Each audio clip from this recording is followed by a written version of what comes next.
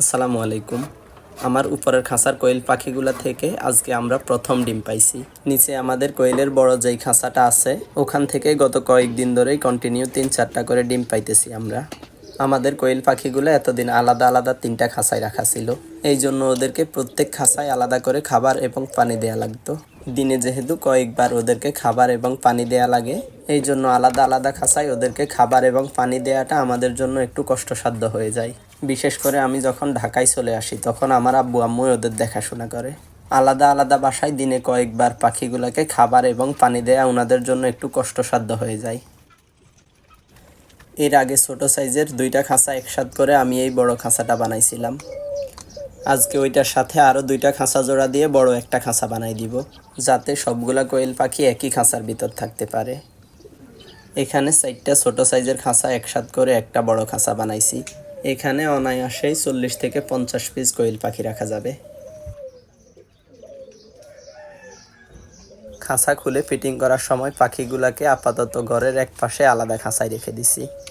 আর এইদিকে কোয়েলের খাঁচা বসানোর জন্য আগে থেকেই মাচা রেডি করে রাখছি আমি।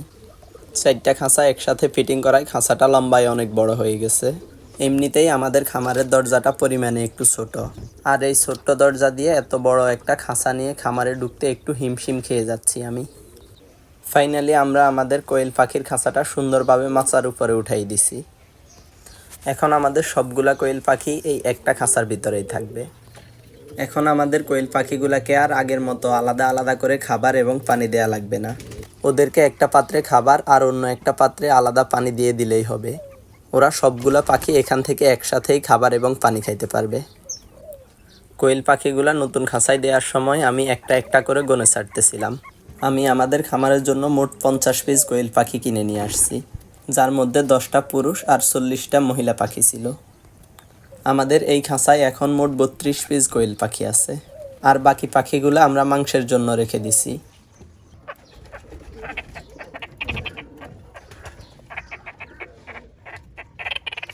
আমাদের কবুতরের বাসার নিচের এই জায়গাটা এতদিন এমনিতেই খালি পড়ে থাকতো, এখন আমরা আমাদের কোয়েল পাখির খাঁচাটা এখানে সেট আপ করে দিছি।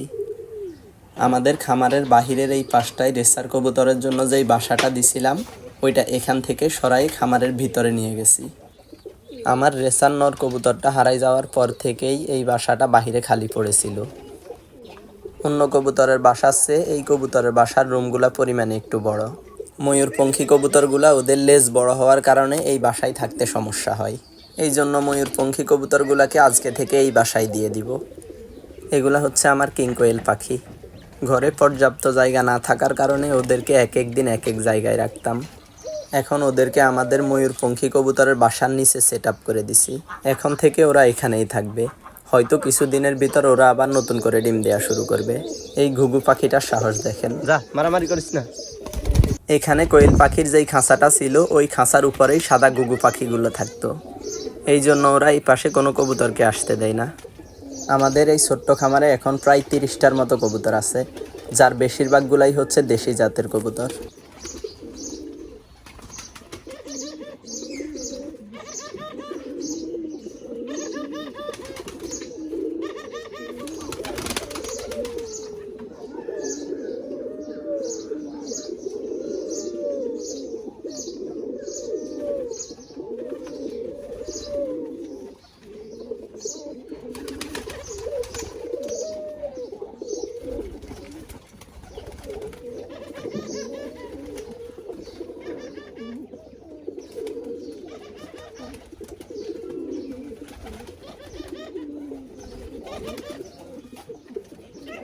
কোয়েল পাখির খাঁচা সেটিং করার সময় একটা বিষয় আমার একদমই খেয়াল ছিল না, যার কারণে পরে আবার খাঁচাটা উপরে উঠানো লাগছে।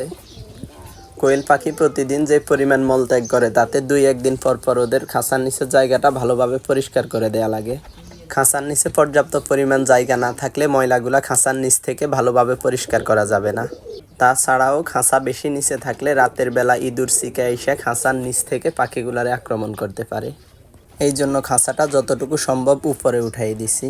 আজকে আমাদের কোয়েলের খাঁচা থেকে 3টা ডিম পাইছি। আজকের ভিডিও এই পর্যন্তই, দেখা হবে নতুন কোনো ভিডিওতে।